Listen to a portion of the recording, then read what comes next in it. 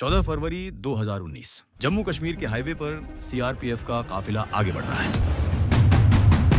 सड़क के किनारे एक आदमी इंतजार कर रहा है। उसके हाथ में स्टीयरिंग व्हील है और गाड़ी में भरे हैं 300 किलो आरडीएक्स। वो दिन सिर्फ 40 जवानों की जान नहीं लेता, वो दिन पूरे भारत का मिजाज बदल देता है। ऑपरेशन बंदर, वो रात जो पाकिस्तान कभी नहीं भूलेगा। 14 फरवरी 2019 दोपहर 3:15 जम्मू के ट्रांजिट कैंप से सीआरपीएफ का काफिला निकला है। 78 गाड़ियां, 2500 से ज्यादा जवान, हर कोई अपनी ड्यूटी लोकेशन की तरफ जा रहा है। यही रास्ता है, यही हाईवे है जिस पर यह काफिला न जाने कितनी बार गुजरा है। बस नंबर 5, इसमें सवार हैं 40 जवान। किसी ने खिड़की से बाहर देखा होगा, किसी ने घर का कोई पुराना मैसेज खोला होगा। उन्हें नहीं पता था यह उनका आखिरी सफर है। सड़क के किनारे एक सफेद मारुति इको खड़ी है। उसमें बैठा है एक 20 साल का लड़का, नाम आदिल अहमद डार, पुलवामा का रहने वाला, एक आम घर से, लेकिन जिसके दिमाग में जैश-ए-मोहम्मद ने सालों तक जहर भरा है, जिसे यकीन दिलाया गया है कि वो कुछ बड़ा कर रहा है।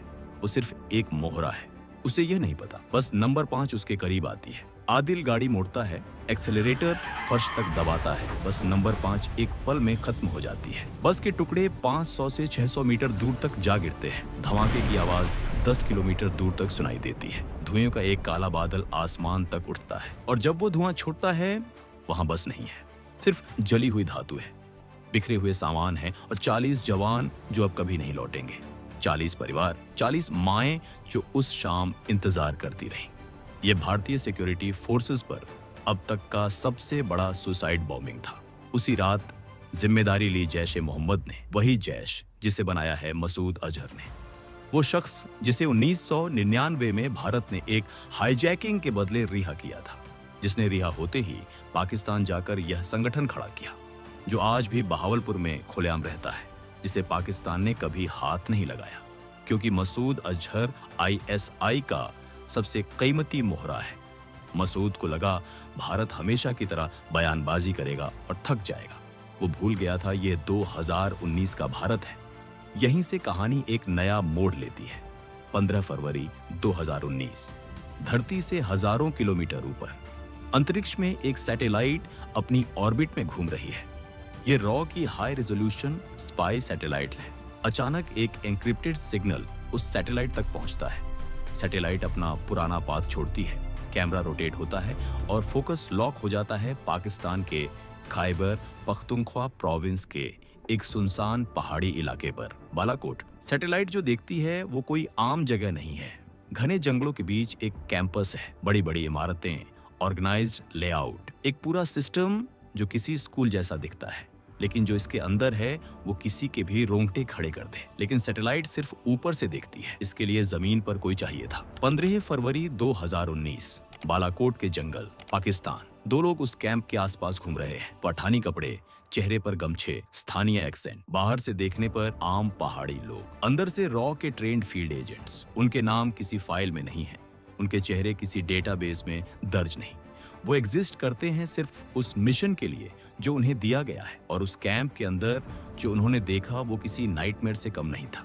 ये कोई छोटा हाइडआउट नहीं था, ये एक पूरी तरह ऑर्गेनाइज्ड आतंकी यूनिवर्सिटी थी। 500 से ज्यादा ट्रेंड फाइटर्स, हथियार, एक पूरा इंफ्रास्ट्रक्चर जो सिर्फ एक काम के लिए बना था, तबाही। और सबसे खतरनाक बात, अगले कुछ ही दिनों में 300 नए रिक्रूट्स इस कैंप में आने वाले थे। एजेंट्स जानते थे अगर ये नहीं रोका गया तो अगला पुलवामा सिर्फ एक सवाल की बात है। उन्होंने अपनी जान दांव पर रखी। कैंप की हर बिल्डिंग नोट हुई, हर एंट्री पॉइंट, हर सिक्योरिटी पैटर्न। एक गलत नजर और वो वहीं खत्म हो जाते। फिर भी वो डटे रहे। वो इंटेलिजेंस एन्क्रिप्टेड चैनल से दिल्ली पहुंची। 19 फरवरी 2019 प्राइम मिनिस्टर्स रेजिडेंस, नई दिल्ली। एक कमरा, उसमें कुछ लोग, बाहर पूरा देश उबल रहा है, अंदर एक भारी चुप्पी है।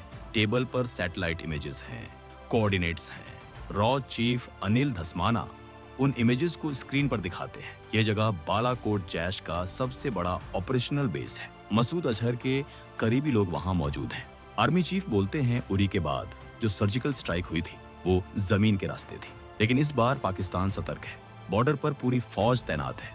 एनएसए अजित डोभाल कहते हैं इस बार टारगेट वो होगा जो दुश्मन को दशकों तक याद रहे। एयरफोर्स चीफ BS धानोआ की तरफ PM की नजर जाती है।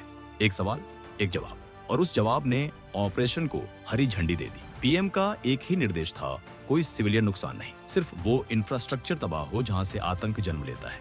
इस ऑपरेशन का नाम रखा गया ऑपरेशन बंदर। रामायण में लंका को जलाने वाले हनुमान जी थे। आज IAF की वानर सेना आतंक की लंका जलाने निकलने वाली थी। 20 से 24 फरवरी 2019 बेंगलुरु और ग्वालियर। दुनिया को दिखाया जा रहा है भारत बेंगलुरु में एरो इंडिया शो में बिजी है। एयरफोर्स चीफ्स स्पीचेस दे रहे हैं। मीडिया को लग रहा है शायद डिप्लोमेटिक प्रेशर ही होगा। ये एक कवर था।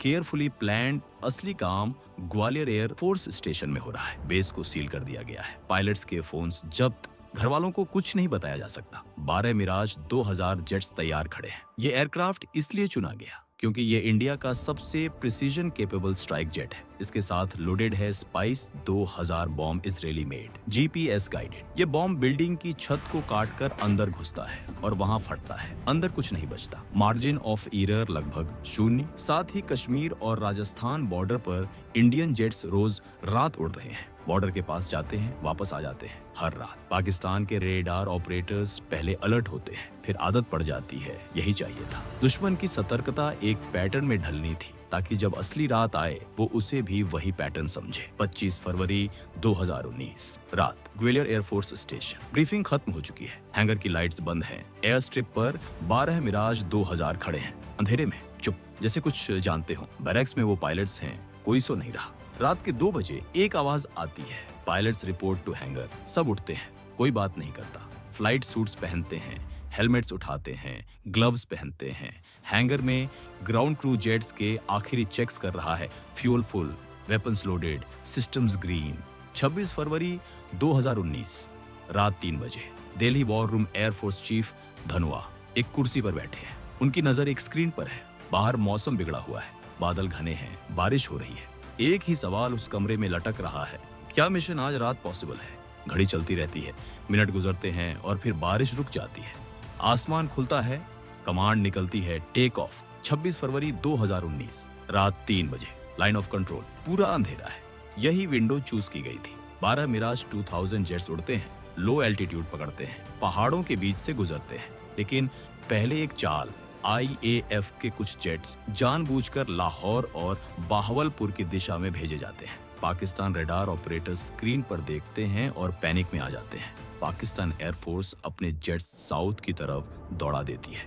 ध्यान भट गया। उसी पल उत्तर से पहाड़ों की आड़ में टेरेन मास्किंग टेक्निक के साथ राज 2000 का असली ग्रुप बालाकोट की तरफ बढ़ता है। कोई रेडार नहीं पकड़ता, कोई अलार्म नहीं बजती, पाकिस्तानी एयर डिफेंस को कोई भनक नहीं। रात के 3:30 जेट्स बालाकोट के ऊपर है। Altitude, gain, target lock, spice 2000 bomb release, जो बिल्डिंग सैटेलाइट में दिखती थी, जिनके इंटेल ग्राउंड एजेंट्स ने अपनी जान दांव पर रखकर भेजी थी। एक एक करके ध्वस्त। वो कैंप जो सालों से आतंक की नर्सरी था, जहां से आदिल जैसे लड़के निकलते थे, उस रात मिट्टी में मिल गया। मसूद अजहर का साला यूसुफ अजहर जो उस पूरे कैंप का संचालन करता था, वो भी उसी मलबे का हिस्सा बन गया। पायलट्स ने कोडवर्ड बोला, मिशन कंप्लीट, और वो वापस भारतीय एयर स्पेस में। पूरा ऑपरेशन 20 मिनट से कम में कंप्लीट। PM मोदी रात भर जागते रहे थे। जब खबर पहुंची, एक गहरी शांत सांस। 40 शहीदों का कर्ज चुकाया गया था। 27 फरवरी 2019 सुबह, लाइन ऑफ कंट्रोल। पाकिस्तान सदमे में है। उनका एयर डिफेंस सिस्टम रात भर सोता रहा। उनकी सरजमीन पर, उनकी नाक के नीचे भारत ने स्ट्राइक की और वो कुछ नहीं कर पाए। इज्जत बचाने के लिए जवाब देना जरूरी था। पाकिस्तान एयरफोर्स अपने F-16 जेट्स को इंडियन एयरोस्पेस की तरफ भेजती है। दुनिया का सबसे advanced 4th generation fighter Srinagar airbase पर अलार्म बज उठता है और वहां खड़े हैं विंग कमांडर अभिनंदन वर्तमान। एक पल की देरी नहीं, वो अपने MiG-21 बाइसन में बैठते हैं और उड़ान भरते हैं। ये मुकाबला बराबरी का नहीं था। MiG-21 1960 के दशक का एयरक्राफ्ट, F-16 21वीं सदी की मशीन, लेकिन आसमान में जीत टेक्नोलॉजी से नहीं, इरादे से तय होती है। Pakistan jets Indian military targets के पास बॉम्ब गिराते हैं, लेकिन मिस, क्योंकि अभिनंदन ने उन्हें एंगेज कर लिया था। एक F-16 भागता है, अभिनंदन पीछा करते हैं। R-73 मिसाइल फायर, वो F-16 नीचे गिरता है। इतिहास में पहली बार एक MiG-21 ने एक F-16 को मार गिराया। लेकिन उस चेस में अभिनंदन LOC क्रॉस कर जाते हैं। वो अब दुश्मन के इलाके में है। एक मिसाइल आती है, MiG 21 हिट होता है। अभिनंदन इजेक्ट करते हैं, पैराशूट खुलता है और वो पाकिस्तानी टेरिटरी में उतरते हैं। जमीन पर पहुंचते ही गांव वाले दौड़ते हैं, हाथों में पत्थर। अभिनंदन घबराते नहीं, पिस्टल निकालते हैं, हवा में फायर। भीड़ रुकती है और जो भी सेंसिटिव डॉक्यूमेंट्स उनके पास थे वो उन्हें नष्ट करते हैं ताकि दुश्मन को एक भी राज न मिले। पाकिस्तानी आर्मी आती है, सवाल पूछती है। अभिनंदन का जवाब शांत, संक्षिप्त, अडिग। वो कुछ नहीं बताते। पूरा भारत सांस रोक कर बैठ जाता है। लेकिन अभी एक और लड़ाई बाकी थी, वो लड़ाई जो गन से नहीं लड़ी जाती। 27 फरवरी 2019 शाम, साउथ ब्लॉक, नई दिल्ली। पीएम मोदी का निर्देश साफ है, पायलट वापस जाए बिना किसी शर्त के। उसी रात भारत की पृथ्वी और अग्नि मिसाइल्स को पाकिस्तान की दिशा में एम कर दिया जाता है। Ready to fire mode. ये कोई सिंबल नहीं था, ये एक मैसेज था। ISI हेडक्वार्टर्स तक वो मैसेज पहुंचता है। अगर विंग कमांडर को कुछ भी हुआ तो जो बालाकोट में हुआ वो सिर्फ एक शुरुआत थी। डोभाल फोन्स पर हैं, कोई शोर नहीं, कोई प्रेस कॉन्फ्रेंस नहीं, सिर्फ काम। वॉशिंगटन US दबाव बनाता है। अबू धाबी UAE पाकिस्तान का सबसे बड़ा फाइनेंशियल बैकर इस्लामाबाद को समझाता है। इंडियन नेवी के शिप्स कराची की दिशा में मूव करने लगते हैं। पाकिस्तान की पार्लियामेंट में उथल पुथल है। फॉरेन मिनिस्टर के हाथ कांप रहे हैं। हर तरफ से, हर चैनल से एक ही मैसेज इस्लामाबाद पहुंच रहा है, पायलट को छोड़ो अभी। 27 फरवरी 2019 शाम, Pakistan national assembly. Imran Khan microphone के सामने खड़े हैं। कमरे में सैकड़ों MP है। बाहर पूरी दुनिया देख रही है। इमरान खान बोलते हैं, अभिनंदन को कल रिलीज किया जाएगा। ये पीस जेस्चर है। दुनिया जानती है ये पीस जेस्चर नहीं है, ये हार है। वो हार जो तब होती है जब हर रास्ता बंद हो जाता है। 1 मार्च 2019 शाम 6 बजे, वाघा बॉर्डर। एक तरफ पाकिस्तान, दूसरी तरफ भारत और बीच में एक गेट। अभिनंदन वर्तमान गेट की तरफ चल रहे हैं। वही आइकॉनिक मूछे जब वो भारतीय जमीन पर पहला कदम रखते हैं। उनकी आंखों में आंसू हैं और पूरे देश की आंखों में भी। बाद में सैटेलाइट इमेजेस ने सब कंफर्म किया। बिल्डिंग्स ध्वस्त थी, कैंप तबाह था। इंटेलिजेंस असेसमेंट्स कहती हैं 300 से ज्यादा आतंकी उस रात मारे गए। मसूद अजहर का सबसे बड़ा ट्रेनिंग बेस खत्म। पाकिस्तान ने कभी नहीं माना, लेकिन उनका इनकार उतना ही खोखला था जितना हमेशा से रहा है। पुलवामा ने भारत को 40 शहीद दिए, दर्द दिया। एक जख्म जो कभी पूरी तरह नहीं भरेगा, लेकिन उस